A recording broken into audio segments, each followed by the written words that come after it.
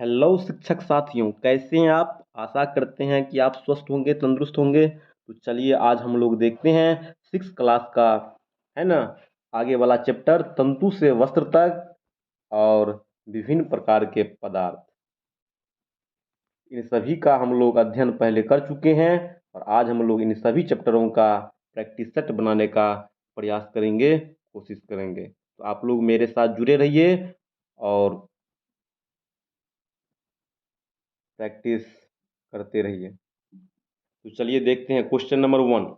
Question number 1 क्या कहता है, देखिए, कपास का उत्पादन सबसे अधिक कहाँ होता है।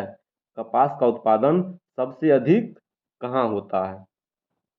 तो देखिए, ऑप्शन है बिहार, गुजरात, पश्चिम बंगाल, केरल। तो आप लोग जवाब देते चलिए, क्या होगा इसका आंसर। तो चलिए बताइए जरा, है ना, क्या होगा इसका आंसर। चलिए, तो इसका सही जवाब जो होगा वह क्या हो जाएगा, गुजरात होगा। क्या हो जाएगा, गुजरात। क्या हो जाएगा, गुजरात, है ना। और कपास का जो उत्पादन होता है काली मिट्टी में होता है। किस मिट्टी में होता है, काली मिट्टी में। किस मिट्टी में, काली मिट्टी में, है ना। काली मिट्टी में जो है कपास का उत्पादन होता है और सबसे अधिक कपास का जो उत्पादन होता है गुजरात में होता है। कहाँ पे होता है, गुजरात में होता है। इसके बाद जो है तो महाराष्ट्र में होता है। कहाँ होता है, महाराष्ट्र में होता है। ठीक है, चलिए आगे बढ़ते हैं। और देखिए कुछ और ऑप्शन भी दिया है, इसके बारे में भी जरा जान लें। बिहार, ये जो बिहार है, बिहार में सबसे अधिक जो है मखान की खेती होती है। किसकी खेती, क्वेश्चन पूछा जाएगा कि बिहार में सबसे अधिक, है ना, मखान किस चीज़ का खेती होता है, क्या कहेंगे, मखान की खेती होती है। ठीक है, और किस जिला में, तो मधुबनी जिला में होता है। ठीक है, और पश्चिम बंगाल के बारे में आप लोग जानते ही होंगे, जूट का उत्पादन सबसे अधिक जो होता है पश्चिम बंगाल में होता है। ठीक है, और केरल जो है, केरल, यहाँ पे सबसे अधिक नारियल का उत्पादन होता है। नारियल का सबसे अधिक नारियल का उत्पादन होता है ना। इसके अतिरिक्त मसालों का भी उत्पादन जो है केरल में ही सबसे अधिक होता है। ठीक है ना। एक क्वेश्चन आता है, इसमें बनता है कि मसालों की रानी किसे कहा जाता है। मसालों की रानी किसे कहा जाता है, मसालों की रानी किसे कहा जाता है। तो कहेंगे हरी मिर्च को, क्या, सॉरी मिस्टेक, कहेंगे हरी इलायची को। क्या कहेंगे, इलायची, इलायची को। ठीक है, हरी इलायची को क्या कहते हैं, मसालों की रानी कहते हैं, है ना। और फलों का जो राजा है आम को कहा जाता है। फलों का राजा किसे कहा जाता है, आम को कहा जाता है। फलों का राजा किसे कहा जाता है, आम को कहा जाता है। ठीक है, चलिए तो आगे हम लोग देखते हैं क्वेश्चन नंबर 2। क्वेश्चन नंबर 2 कहता है निम्न में कौन मानव निर्मित तंतु नहीं है। निम्न में कौन मानव निर्मित तंतु नहीं है। ठीक है, तो इसका सही जवाब क्या होगा, जल्दी जल्दी बताइए। इसका सही जवाब होगा जूट। क्या हो जाएगा, जूट। एक्रिलिक, नायलॉन और पॉलिस्टर जो है, ठीक है, ये मानव निर्मित तंतु है। ठीक है, इसको मानव ने अपनी आवश्यकता के अनुसार इसको बनाने का क्या किया है, काम किया है। और जूट जो है, जूट, ठीक है, ये मानव निर्मित नहीं है, ये प्राकृतिक निर्मित तंतु है। चलिए तो अब हम लोग आगे बढ़ते हैं, क्वेश्चन नंबर 3 पे चलते हैं। क्वेश्चन नंबर 3 क्या कहता है, देख लेते हैं जरा। निम्न में किसे सफेद सोना कहा जाता है ना। निम्न में किसे सफेद सोना कहा जाता है, तो किसे कहा जाता है, तो कपास को कहा जाता है। किसे कहा जाता है, सफेद सोना कपास को कहा जाता है। ठीक है, इसके अतिरिक्त भी रेशम, रेशम के बारे में आप लोग जानते होंगे। ठीक है, जो रेशम है, रेशम, इसे भी क्या कहा जाता है, सफेद सोना के नाम से जाना जाता है। जूट के बारे में आप लोग जानते ही होंगे, जूट जो होता है ये पटसन होता है, पटसन को ही जूट कहा जाता है। इसी से सोन बनता है। क्या बनता है, सोन बनता है। अगला है मोरी। ये मोरी क्या होता है, तो मोरी के बारे में आप लोग यदि नहीं जानते हैं तो जान लीजिए। मोरी जो होता है ना, मोरी, जिस समय धान की बीज बोई जाती है उस समय जो धान का बीज निकलने का काम करता है ना, छोटे छोटे रहता है, उसी को मोरी कहा जाता है। क्या कहा जाता है, मोरी। आए समझ में आ गया होगा। चलिए आगे देखते हैं क्वेश्चन नंबर 4। रुई से बीज हटाने की प्रक्रिया को क्या कहा जाता है? तो रुई से बीज हटाने की जो प्रक्रिया होता है उसे ओटना कहते हैं। क्या कहते हैं? ओटना। रुई से बीज निकालने की प्रक्रिया को है ना क्या कहते हैं? ओटना कहते हैं। और इसी बीज को बिनोले भी कहा जाता है, याद रखिएगा, ठीक है। कहीं कहीं दे देगा, है ना, तो फंसना नहीं है, आराम से इसको मार के आना है, बना के आना है। बिनोले, बिनोले। इसी बीज को क्या कहा जाता है? बिनोले भी कहा जाता है ना। तो क्वेश्चन ऐसे ही पूछ सकता है, रुई से बिनोले हटाने की प्रक्रिया को क्या कहते हैं? तो क्या कहेंगे? ओटना कहेंगे। क्या कहेंगे? ओटना कहेंगे। और कताई से आप लोग भली भांति परिचित होंगे, हम पहले ही लेक्चर में पढ़ा चुके हैं कि है ना कताई किसे कहते हैं? तो रेशों से धागा बनाने की जो प्रक्रिया होता है उसे क्या कहा जाता है? कताई कहते हैं। यानी धागा बनाने की जो एक विधि है, प्रक्रिया है, उसे क्या कहा जाता है? कताई कहा जाता है। और गोलक, ये गोलक क्या है? है ना, इसके बारे भी हम पढ़ा चुके हैं। गोलक क्या है? तो जब कपास क्या होता है? बड़ा बड़ा हो जाता है, तो उसके ऊपर क्या होता है? उजले उजले रुई जो होता है, उजला उजला रुई इस प्रकार से, ठीक है, गोले के समान दिखाई देने लगता है, ठीक है। इसी को क्या कहा जाता है? कपास गोलक या गोलक के नाम से जाना जाता है। अब हम लोग क्वेश्चन नंबर 5 देखेंगे। पटसन का उत्पादन सबसे अधिक कहाँ होता है? और पटसन को ही जूट कहा जाता है। तो सबसे अधिक पटसन का जो उत्पादन होता है, पटसन का जो उत्पादन होता है बिहार में, खासकर बिहार में। देश की बात की जाएगी, ठीक है, तो कहेंगे पश्चिम बंगाल। क्या कहेंगे? पश्चिम बंगाल। लेकिन बिहार की जब बात की जाएगी, बिहार में कहाँ कहाँ पटसन की उत्पादन होता है, तो क्या कहेंगे? कटिहार, मधेपुरा, सहरसा, खगड़िया, सुपौल। और इसके अतिरिक्त एक और जिला है दरभंगा। क्या नाम है? दरभंगा, ठीक है ना। जो दरभंगा है, ठीक है, यहाँ भी क्या होती है? इस पटसन यानी जूट की क्या होता है? उत्पादन होता है, ठीक है। अगर आप आगे वाला क्वेश्चन देखिए क्या है, क्वेश्चन नंबर 6 देखिए। लाल सोना किसे कहा जाता है? लाल सोना जो है, लाल सोना किसे कहा जाता है? तो केसर को लाल सोना कहा जाता है। क्या कहा जाता है? केसर को लाल सोना कहा जाता है, ठीक है। और है ना, और ये जो 3 ऑप्शन है इसके बारे में आप लोग जानते हैं, जरा कमेंट में बताइएगा। हम पूछते हैं कपास की खेती सबसे अधिक कहाँ होता है? Question number 1। क्वेश्चन नंबर 2 बताइए, जूट का उत्पादन सबसे अधिक भारत में कहाँ होता है? और बताना है। दूसरा क्वेश्चन ये भी बताइए इसमें कि जूट का उत्पादन सबसे अधिक बिहार में कहाँ होता है? क्वेश्चन नंबर 3 बताइए, नारियल का उत्पादन भारत में सबसे अधिक कहाँ होता है? चलिए आगे हम लोग देखते हैं। अब धागे से वस्त्र बनाने की जो विधियां हैं, धागे से वस्त्र बनाने की विधियां कौन कौन सी है? फटाफट बताइए। बुनाई है, बधाई है। ऑप्शन सी दिया है बुनाई एवं बधाई, डी में दिया है इनमें से कोई नहीं। तो वस्त्र बनाने की जो विधियां होता है, ठीक है, वह दोनों होता है। इसलिए आंसर क्या हो जाएगा? सी, बुनाई एवं बधाई, दोनों हो जाएगा, बुनाई एवं बधाई। क्वेश्चन नंबर हम लोग अब 8 देख। क्वेश्चन नंबर 8 है, कताई के लिए किसका उपयोग किया जाता है? तो सबसे पहले तो ये जानिए कताई होता क्या है, अभी तुरंत बताएं हम, है ना। रेशों से धागा बनाने की प्रक्रिया को क्या कहते हैं? कताई कहते हैं। क्या कहते हैं? कताई कहते हैं, ठीक है। तो कताई जो है, कताई किन किन चीजों से की जाती है ना। क्वेश्चन इसका सही जवाब होगा चरखा एवं तकली। क्या हो जाएगा? चरखा एवं तकली, ठीक है, दोनों का इस्तेमाल कताई करने में किया जाता है। क्वेश्चन नंबर 9 देखिए, महात्मा गांधी किस पत्रिका के संपादक थे? है ना, तो यंग इंडिया, हरिजन, हिंद स्वराज और इनमें से सभी। क्या होगा इसका आंसर? जरा बताइए तेजी से। तो हो जाएगा, इसका सही जवाब हो जाएगा डी, इनमें से सभी।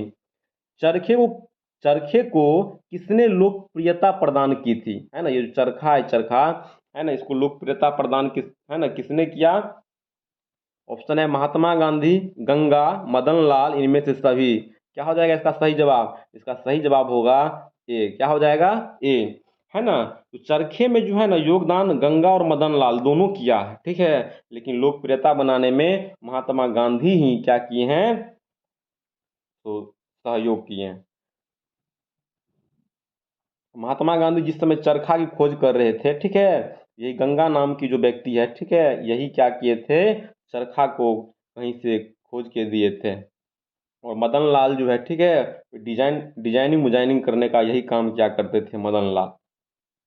क्वेश्चन नंबर 11 देखिए, किसने ब्रिटेन की मिलों में बने आयाती कपड़ों का बहिष्कार करने के लिए लोगों को प्रोत्साहित किया था?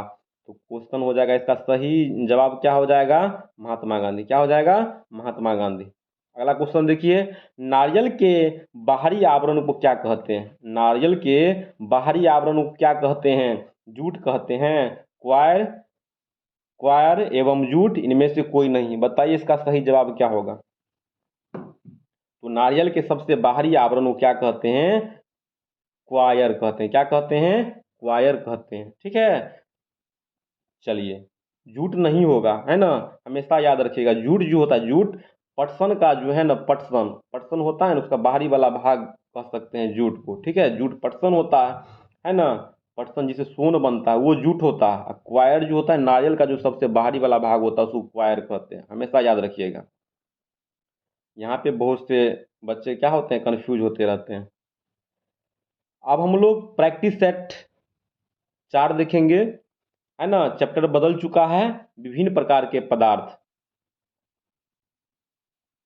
देखिए, निम्न में कौन सी धातु नहीं है? क्वेश्चन कहता है इसमें कौन धातु नहीं है। आप लोग को बता चुके हैं पहले, है ना, जितने भी गैस होता है सब क्या होता है? अधातु ही होता है।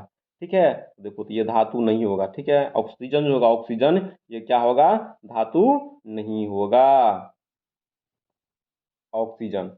अगला क्वेश्चन देखिए, अगला क्वेश्चन है, किस धातु को चाकू से काटा जा सकता है? किस धातु को चाकू से काटा जा सकता है? ऑप्शन है सोडियम, पोटासियम, चांदी, सोना।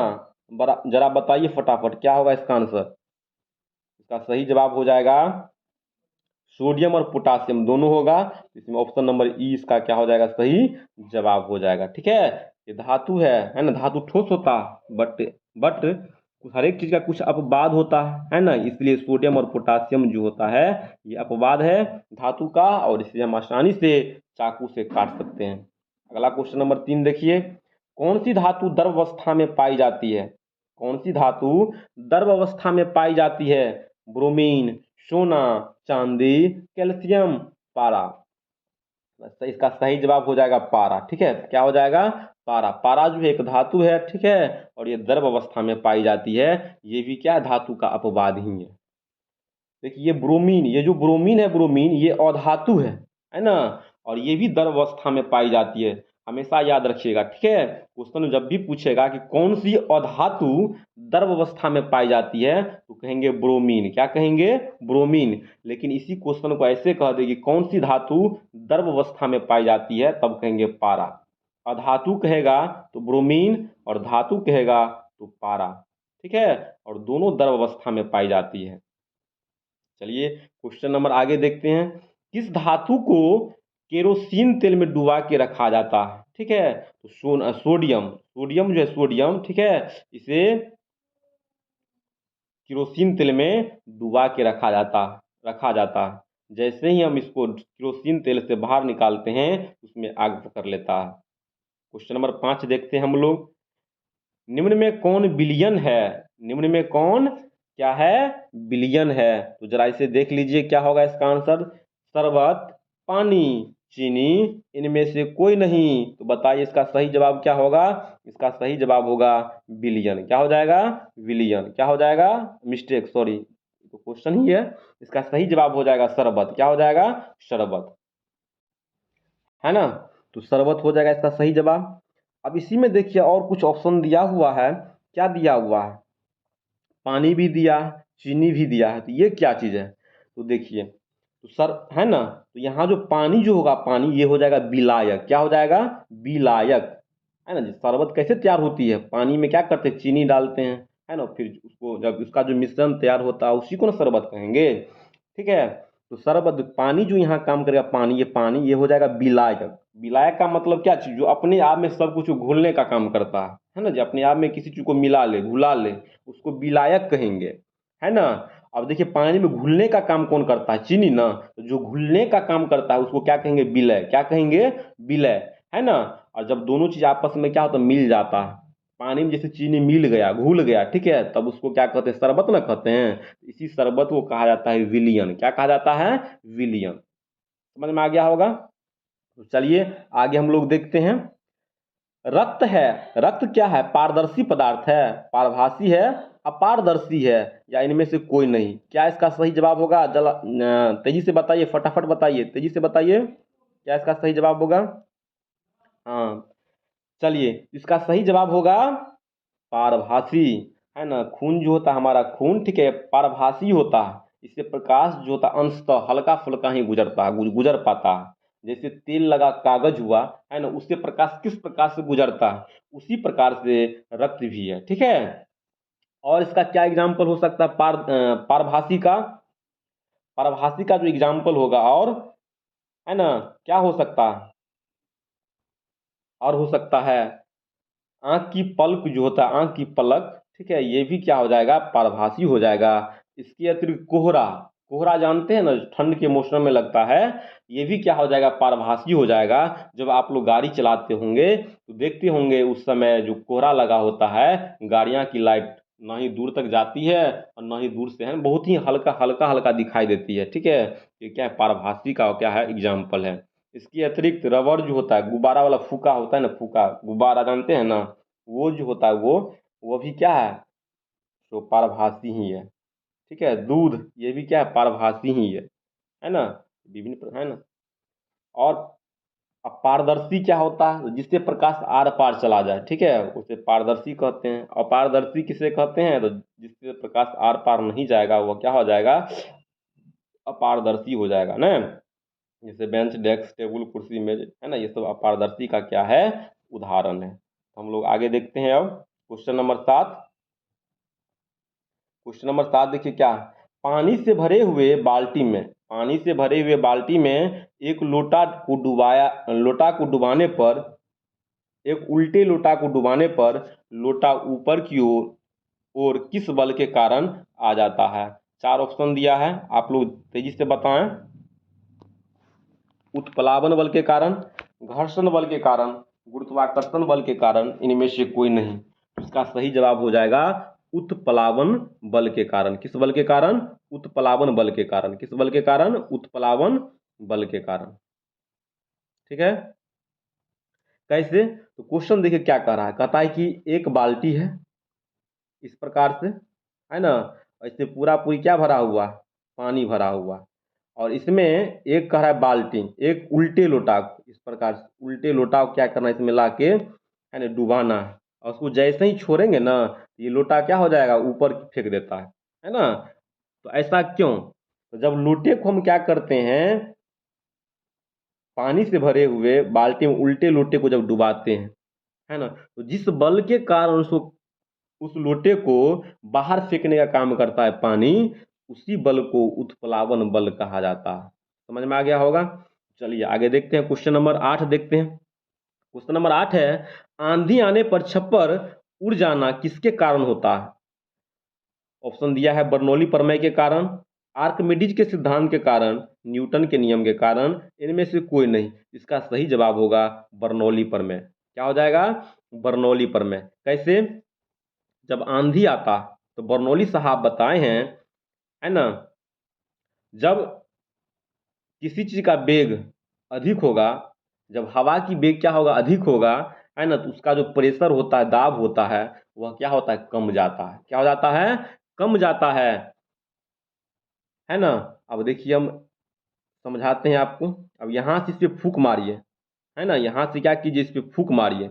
यहाँ से जब आप फूक मारिएगा तो देखिएगा ये जो कागज का, मान लीजिए कागज का टुकड़ा है, तो ये कागज की टुकड़ा जो है नीचे नहीं आके ये क्या होगा? इस ऊपर की ओर उड़ेगा। इसका मतलब ये हुआ कि जब हवा की वेग अधिक रहता है ना, जब हवा की वेग अधिक रहता है तो ऊपर वाला जो दाब होता है, ऊपर वाला दाब, है ना, हवा का, वो कम जाता है ना, जिसके कारण नीचे वाला जो हवा का दाब होता है वो बढ़ जाता है। तो ये जो कागज का टुकड़ा था वह नीचे नहीं आके कहाँ? ऊपर चला जाता है। इसी कारण से क्या होता है? आंधी आने पर छप्पर क्या हो जाता है? उड़ जाता है। हवा का वेग बढ़ने से दाब क्या होता है? हवा का घट जाता है। और हवा का वेग घटने से हवा का दाब क्या हो जाता है? बढ़ जाता है। ठीक है, यही कारण है। और आर्किमिडीज के सिद्धांत के बारे में, आर्किमिडीज का सिद्धांत क्या है? तो आर्किमिडीज के सिद्धांत पे जो है ना, जितने बड़े बड़े पानी जो तैरने वाला जो नाव होता है, जहाज होता है, ये सभी जो होता है आर्किमिडीज के सिद्धांत पे तैरने का काम करता है। और छोटे मोटे चीज़ सब, जैसे हम लोग खिलौना बना के चाहे कोई भी चीज़ बना के फेंक देते हैं पानी के अंदर, तो वो तैरने लगता है। वह जो है पृष्ठ तनाव के कारण तैरता है। किसके कारण? तो छोटे मोटे चीज़ जो पानी के ऊपर तैरता है वो पृष्ठ तनाव के कारण, ठीक है, याद रखिएगा, पृष्ठ तनाव के कारण। लेकिन जब बड़े बड़े चीज़ जब पानी के ऊपर तैरता है, वो आर्किमिडीज के सिद्धांत पे तैरता है। आर्किमिडीज का सिद्धांत क्या है? तो जरा समझ लीजिए। यदि कोई वस्तु यदि पानी के अंदर जाता है, पानी में जाता है, ठीक है, तो वह अपने भार के बराबर यदि पानी को हटाने का काम करेगा, है ना, यदि वो अपने भार के बराबर पानी को हटाने का काम करेगा, तो वह क्या होगा? ना ही वह पानी के अंदर डूब जाएगा और ना ही पानी के ऊपर पूरा पूरा, है ना, बाहर रहेगा, है ना। किस प्रकार से रहेगा? तो जिस प्रकार से एक गेंद को हम पानी के अंदर फेंक देते हैं ना, देखते हैं ना, हल्का ऊपर हल्का, है ना, और कुछ नीचे रहता है, इसी प्रकार से क्या होता है, रहता है। लेकिन जब किसी वस्तु को जब पानी में हम पानी में डालते हैं, यदि वह वह वस्तु जितना भारी है, वजन है, तो अपने भार से भी कम पानी को यदि हटाए, जैसे मान लीजिए मेरा भार 50 kg है ना, और उससे भी हम कम पानी को यदि हटाने का काम करेंगे, तो हम क्या हो जाएंगे? इस पानी के अंदर डूब जाएंगे, तो पूरा पूरी डूब जाएंगे, ठीक है। लेकिन है ना, किसी वस्तु का भार जितना है, यदि वह उससे भी अधिक पानी को हटा दे, विस्थापित कर दे, तो क्या होगा? वह वस्तु पानी के ऊपर तैरना शुरू कर देगा, ठीक है। तो कोई भी जो वस्तु है पानी के ऊपर तैरता है, इसका मतलब ये हुआ उस वस्तु का जितना भार है ना, वो अपने भार से अधिक पानी को क्या क्या विस्थापित कर दिया है, इसलिए वो वस्तु पानी के ऊपर क्या हो रहा है? तैर रहा है। तो यही होता है आर्किमिडीज का सिद्धांत। तो क्वेश्चन पूछेगा नाव का तैरना, जहाज का तैरना, ठीक है, ये सभी जो होता है आर्किमिडीज के सिद्धांत पे क्या करता है? काम करता है, ठीक है। और बर्नौली पर में क्या करता है? छप्पर का उड़ जाना, नहीं, हेलीकॉप्टर का उड़ना, है ना। ट्रेन के नज़दीक हम जब खड़े रहते हैं, ठीक है, तो लगता ऐसे लगता है कि, है ना, खींच लेगा, है ना। तो ये सभी जो होता है बर्नौली प्रमेय पे आधारित होता है, याद रखिएगा। अब हम लोग क्वेश्चन नंबर 9 देखते हैं। निम्न में से कमल पदार्थ है, मिस्टेक से, सॉरी, ये जो है ना मिसप्रिंट हो गया, इसको ठीक कर लीजिएगा, कोमल हो जाएगा, यहाँ क्या हो जाएगा? कोमल पदार्थ। निम्न में से कौन कोमल पदार्थ? कोमल पदार्थ यहाँ क्या हो जाएगा? साबुन। क्या हो जाएगा यहाँ? साबुन हो जाएगा। चलिए आगे देखते हैं। सॉरी, मिस्टेक हो गया, रबर होगा। क्या हो जाएगा इसका आंसर? रबर होना चाहिए, रबर होगा, रबर। इसका सही जवाब साबुन ही होगा, ठीक है, साबुन ही होगा। चलिए ठीक है, अगला क्वेश्चन नंबर हम 10 देखते हैं। निम्न पदार्थ में चमक होती है, मतलब किसमें चमक पाई जाती है, ठीक है। तो चमक जो होता है, ठीक है, चांद तांबा में सबसे अधिक होता है यहाँ, है ना। चांद जितने ऑप्शन दिया हुआ है इन सभी में तांबा में सबसे अधिक क्या होता है? चमक पाई जाती है। इसी को कॉपर भी कहा जाता है। क्या कहा जाता है? कॉपर कहा जाता है। क्या कहा जाता है? कॉपर कहा जाता है ना। और कॉपर का जो रंग होता है, रंग, है ना, वह कैसा होता है? लाल भूरा होता है। कैसा होता है? लाल भूरा। याद रखिए, क्वेश्चन पूछ सकता है एग्जाम में, है ना, कि कॉपर का रंग कैसा होता है, तो कहेंगे लाल भूरा। क्या होता है? लाल भूरा होता है, ठीक है। चलिए आगे देखते हैं क्वेश्चन। इसमें कुछ ऑप्शन और दिया है, देखो, सोना भी है, ठीक है। तो ये सोना जो है, सोना हमेशा याद रखिएगा, ये सबसे पुराना धातु है ना। सोना जो है, सोना, ये सबसे पुराना धातु है। और इसका जो रंग होता है, सोना का जो रंग होता है वो पीला होता है। कैसा होता है? पीला होता है, ठीक है, इसको भी याद रखिएगा। चलिए आगे देखिए क्वेश्चन नंबर 11। निम्न में कौन कौन से पदार्थ जल के अलावा भी घोलक हो सकता है, मतलब अपने मिलाने का काम करता है, ठीक है। तो ऐसा कौन सा है? एक सिर्फ किरोसिन का तेल है ना। यदि आपके हाथों में मोबिल ये सब लग जाए तो किरोसिन तेल से आसानी से छूट जाता है, क्योंकि किरोसिन जो है अपने, है ना, वह क्या करता है? अपने में क्या घुला लेने का काम करता है, तेल मोबिल को। क्वेश्चन नंबर 12 देखिए। वह पदार्थ जिसमें घुल पदार्थों की और मात्रा घुलने की क्षमता नहीं होती कहलाता है ना। तो क्या हो जाएगा? संतृप्त घोल। क्या हो जाएगा? संतृप्त घोल, ठीक है। वह घोल जिसमें घुल पदार्थ की और मात्रा घुलने की क्षमता नहीं होती है कहलाता है संतृप्त घोल। संतृप्त घोल में जो है ना और अधिक हम नहीं घुला सकते हैं, और संतृप्त घोल में ठीक है जितना मन उतना घुलाते चलिए, ठीक है, याद रखिएगा। सबसे पुराना धातु है सोना, ये तो बता ही दिए हैं। सफ़ेद रंग किस धातु का होता है? सफ़ेद रंग किस धातु का होता है? Aluminium, zinc, magnesium. जितने भी धातु दिख रहा है इनका सभी का रंग क्या होता है? सफ़ेद ही होता है ना, इसलिए ये हो जाएगा आंसर, ठीक है। चलिए, तो आप लोग को समझ में आया होगा, है ना। इसी प्रकार हम प्रत्येक रोज़ वीडियो डालते रहेंगे, प्रैक्टिस सेट करवाते रहेंगे, और आप लोग मेरे चैनल के साथ जुड़े रहिए।